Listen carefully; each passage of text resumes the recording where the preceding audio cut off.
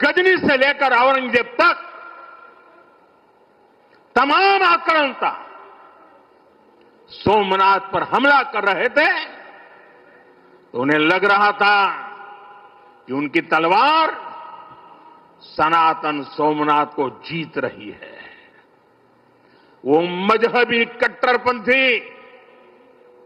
ये नहीं समझ पाए कि जिस सोमनाथ को वो नष्ट करना चाहते हैं उनके नाम में ही सोम अर्थात अमृत जुड़ा हुआ है। उसमें हलाहल को पीकर भी अमर रहने का विचार जुड़ा है। उसके भीतर सदाशिव महादेव के रूप में वो चैतन्य शक्ति प्रतिष्ठित है जो कल्याण कारक भी है और प्रचंड तांडवः शिवः ये शक्ति का स्रोत भी है। भाइयों बहनों, सोमनाथ में विराजमान महादेव, उनका एक नाम मृत्युंजय भी है। मृत्युंजय जिसने मृत्यु को जीत लिया हो, जो स्वयं काल स्वरूप है। यतो जायते पाल्यते येन विश्वम तमीस भजे लियते यत्र विश्वम। अर्थात ये सृष्टि उन्हीं से उत्पन्न होती है, उन्हीं में लय हो जाती है। हम मानते हैं त्वमेको जगत व्यापको विश्व रूप, यानी शिव पूरे जगत में व्याप्त है। इसलिए इस हम कण कण कंकड़ कंकड़ में भी उस शंकर को देखते हैं। फिर कोई उन शंकर के कितने स्वरूपों को नष्ट कर सकता है? हम तो वो लोग हैं जो जीव में भी शिव को देखते हैं। उनसे हमारी आस्था को कोई कैसे डिगा सकता था? और साथियों, ये समय चक्र है कि सोमनाथ को ध्वस्त करने की मंशा लेकर आए मजहबी आतताई आज इतिहास के कुछ पन्नों में सिमट कर रह गए हैं। और सोमनाथ मंदिर उसी विशाल समंदर के किनारे गगनचुंबी धर्म ध्वजा को थामे खड़ा है। सोमनाथ का ये शिखर मानो उद्घोष कर रहा है, चंद्रशेखरम आश्रय मम किम करिष्यति वै यमः। अर्थात मैं चंद्रशेखर शिव पर आश्रित हूं, काल भी मेरा क्या कर लेगा। साथियों, सोमनाथ स्वाभिमान पर्व इतिहास के गौरव का पर्व तो है ही, ये कालातीत यात्रा को भविष्य के लिए जीवंत बनाने का माध्यम भी है।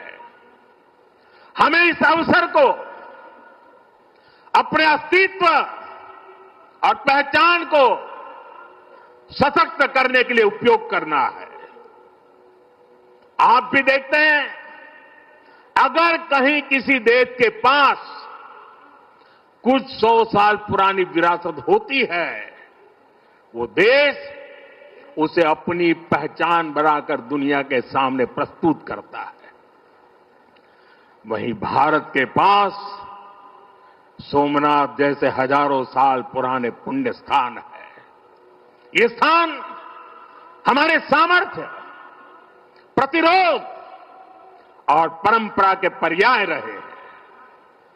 लेकिन दुर्भाग्य से आजादी के बाद गुलामी की मानसिकता वाले लोगों ने उनसे पल्ला झाड़ने की कोशिश की। उस इतिहास को भुलाने के कुत्सित प्रयास हुए।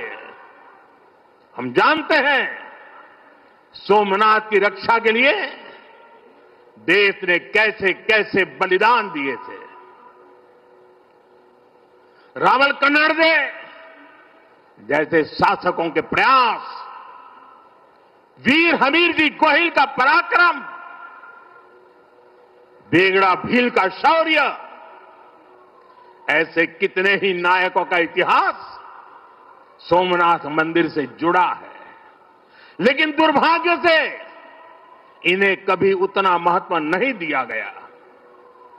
बाकी आक्रमण के इतिहास को भी कुछ इतिहासकारों और राजनेताओं द्वारा व्हाइट वॉश करने की कोशिश की गई। मजहबी उन्माद की मानसिकता को केवल साधारण लूट बताकर ढंकने के लिए किताबें लिखी गई। सोमनाथ मंदिर एक बार नहीं, बार बार तोड़ा गया।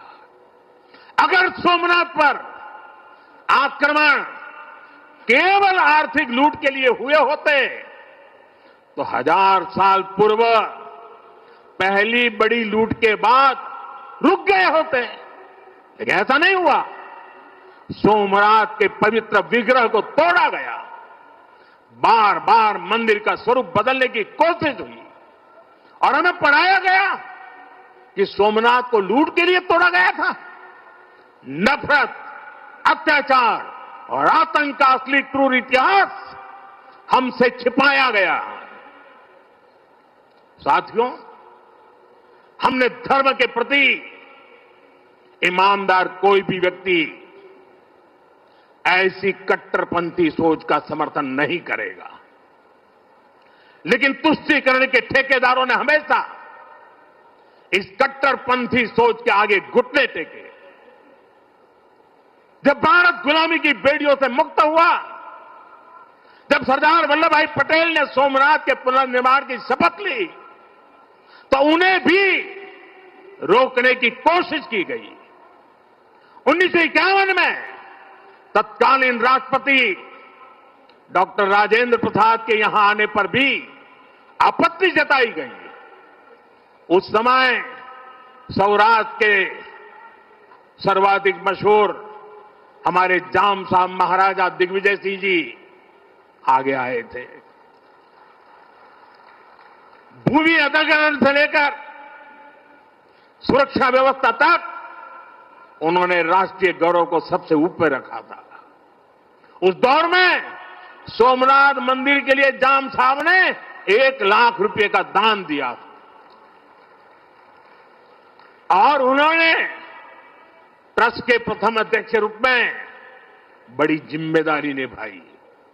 भाइयों बहनों, दुर्भाग्य से आज भी हमारे देश में वो ताकतें मौजूद है, पूरी तरह सक्रिय हैं, जिन्होंने सोमनाथ पुनर्निर्माण का विरोध किया।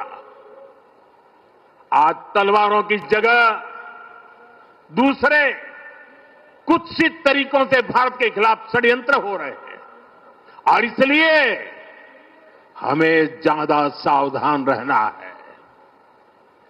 हमें खुद को शक्तिशाली बनाना है, हमें एक रहना है, एकजुट रहना है, ऐसी हर ताकत को हराना है जो हमें बांटने की साजिशें रच रही है। हमारे यहां आस्था की राह हमें घृणा की तरफ नहीं ले जाती। हमारे यहां शक्ति हमें विनाश करने का अहंकार नहीं देती। सोमनाथ जैसे तीर्थ ने हमें सिखाया है कि सृजन का मार्ग लंबा होता है, लेकिन वही स्थायी होता है, चिरंजीव होता है। तलवार की नोक पर कभी दिलों को नहीं जीता जा सकता। जो सभ्यताएं दूसरों को मिटाकर आगे बढ़ना चाहती हैं, वे स्वयं समय में खो जाती है। इसलिए भारत ने दुनिया को ये नहीं सिखाया कि दूसरे को हराकर कैसे जीता जाए, बल्कि ये सिखाया कि कैसे दिलों को जीतकर जिया जाए। ये विचार आज दुनिया की जरूरत है। हर हर महादेव। जय सोमनाथ, जय सोमनाथ, जय सोमनाथ।